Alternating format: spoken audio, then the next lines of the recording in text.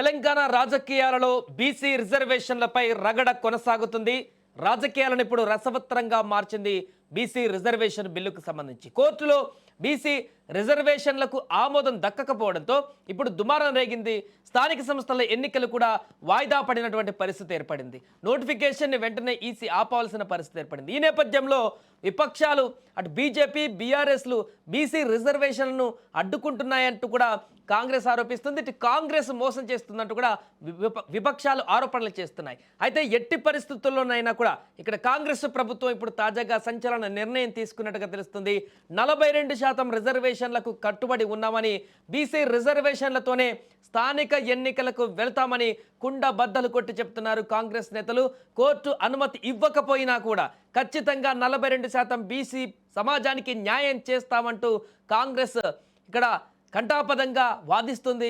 మిగతా పార్టీలకు సంసిద్ధం చేస్తామని కూడా హస్తం పార్టీ ప్రజాప్రతినిధులు చెప్పడంతో రాష్ట్ర రాజకీయాలు ఇప్పుడు ఆసక్తికరంగా మారుతున్నాయి. ఏదేమైనా కూడా ఇప్పుడు ఎలాంటి పరిస్థితులు ఉన్నా కూడా వాయిదా పడినా కూడా కాంగ్రెస్ మాత్రం ఎట్టి పరిస్థితుల్లో కూడా వెనకడుగు వేసేటువంటి పరిస్థితి కనిపించట్లేదు. ఖచ్చితంగా బీసీలకు 42% రిజర్వేషన్లను కల్పించే స్థానిక సంస్థల ఎన్నికలకు దిగుతామంటూ కూడా చెప్తున్నారు. ఒకవేళ కోర్టు నుంచి గైడెన్స్ రావడానికి టైం పట్టినా, లేకుంటే కోర్టులో ఇంకా చుక్కెదురు అయినా కూడా దానికి ప్రత్యామ్నాయ మార్గాల ద్వారా బీసీలకు న్యాయం చేసేటువంటి విధంగా, అంటే 42% ఖచ్చితంగా ఫలాలు వారికి అందేటువంటి విధంగా మీ నిర్ణయం తీసుకుంటాం, మా పార్టీ ఖచ్చితంగా ఆ రకంగా ముందడుగు వేస్తుందంటూ కూడా చెప్తున్నారు. ఒకసారి పిసిసి చీఫ్ మాట్లాడినటువంటి మాటలు ఉన్నాయి, దాని తర్వాత మనం మాట్లాడదాం.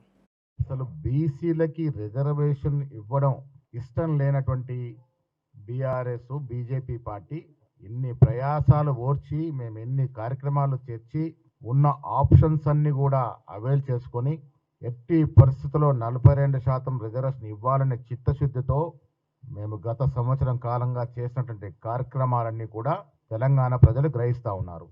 బీజేపీ బీఆర్ఎస్ పార్టీ లోపాయికారి ఒప్పందంలో ఉండి ఇవాళ బీసీలకి రావాల్సినటువంటి నోటికాడు ముద్దని తలదన్న విధంగా వ్యవహరించిన పార్టీలు బీజేపీ బీఆర్ఎస్ పార్టీ.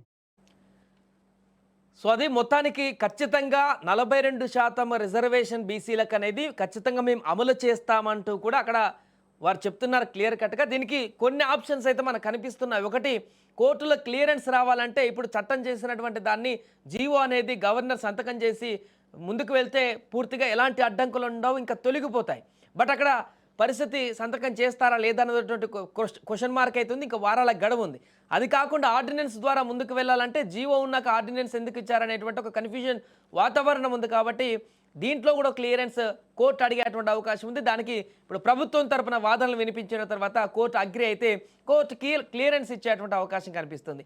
ఈ రెండూ కాకపోతే ఇంకా ఏ రకంగా కూడా ఇది పూర్తిగా అవ్వట్లేదు, 50% మించకూడదు రిజర్వేషన్లు అని చెప్పేసి రాజ్యాంగం నుంచే ఉన్నటువంటి దాన్ని మించకూడదంటూ కోర్టు క్లియర్గా గైడ్లైన్స్ ఇస్తే, ఒకవేళ వీళ్ళు సుప్రీం కోర్టు తలుపు తడితే సుప్రీంకోర్టు ఇప్పటికిప్పుడు సరే ఎలాగో నోటిఫికేషన్ అంటే షెడ్యూల్ విడుదల చేశాం కాబట్టి స్థానిక సంస్థల ఎన్నికలకు సంబంధించి ఒక్క ఎన్నికలకు ముందుకు వెళ్ళండి అని చెప్పేసి మూవ్ అయితే అలా క్లియర్ వచ్చేస్తుంది. అలా కూడా కాంగ్రెస్ ప్రభుత్వానికి ఇబ్బంది లేదు. బట్ అక్కడ కూడా హైకోర్టు వాదనని కనుక సమర్థించినట్లయితే ఇంకా ప్రత్యామ్నాయ మార్గం ఒకటి ఉంది కాంగ్రెస్ పార్టీకి. అది ఇప్పుడు మహేష్ కుమార్కి చెప్పినట్టుగా ఖచ్చితంగా 42% బీసీలకు రిజర్వేషన్ ఫలాలను అందించేటువంటి ఏకైక మరొక మార్గం కాంగ్రెస్ పార్టీ నుంచి, అంటే ఈ యొక్క స్థానిక సంస్థల ఎన్నికలలో పోటీ చేయాలనుకుంటున్నటువంటి అభ్యర్థులందరూ కూడా ఎవరైతే ఉన్నారో రాష్ట్ర వ్యాప్తంగా అన్ని గ్రామాలలో వారికి 42% రిజర్వేషన్ బీసీలకు అనేది పార్టీ యొక్క స్టాండ్ తీసుకొని పార్టీ పరంగా తమ పార్టీకి చెందినటువంటి బీసీ నేతలనే 42% వరకు కూడా పోటీలో దించుతారు.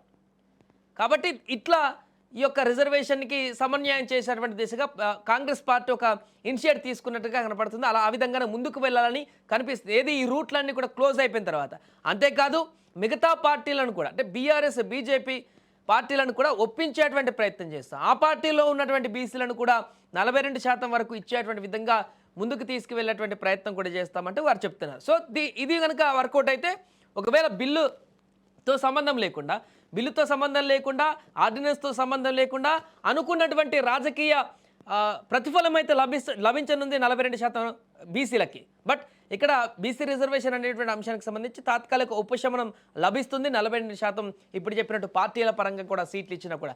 కానీ ఇక్కడ 42% రిజర్వేషన్ అనేది బీసీలకు కేవలం రాజకీయపరమైనటువంటి దాంట్లోనే కాదు, అన్ని దాంట్లలో కూడా అడుగుతున్నారు కాబట్టి ఈ యొక్క అంశం తాత్కాలిక ఉపశమనంగా మారనుంది. ఒకవేళ ఇదే గనుక చేయగలిగితే, ఈ ఇనిషియేటివ్ తీసుకుంటే కాంగ్రెస్ పార్టీ తమ అనుకున్నటువంటి లక్ష్యం దిశగా ఒకవేళ కోర్టులో కొంత ఇబ్బందులు ఎదురైనా, ఇంకా రకరకాల అడ్డంకులు ఎదురైనా కూడా కాంగ్రెస్ పార్టీ స్టాండ్ క్లియర్గా ఉంది. కాంగ్రెస్ ప్రభుత్వం చేయాలనుకుంది ఇది అనేటువంటి ఒక ఇంటెన్షన్ని ప్రజలకి చాలా క్లియర్గా తీసుకువెళ్ళేటువంటి అవకాశం ఉంది. ఏదేమైనా కూడా చాలా స్పష్టంగా ప్రభుత్వం ఒక స్టాండ్ మీద నిలబడుతుంది.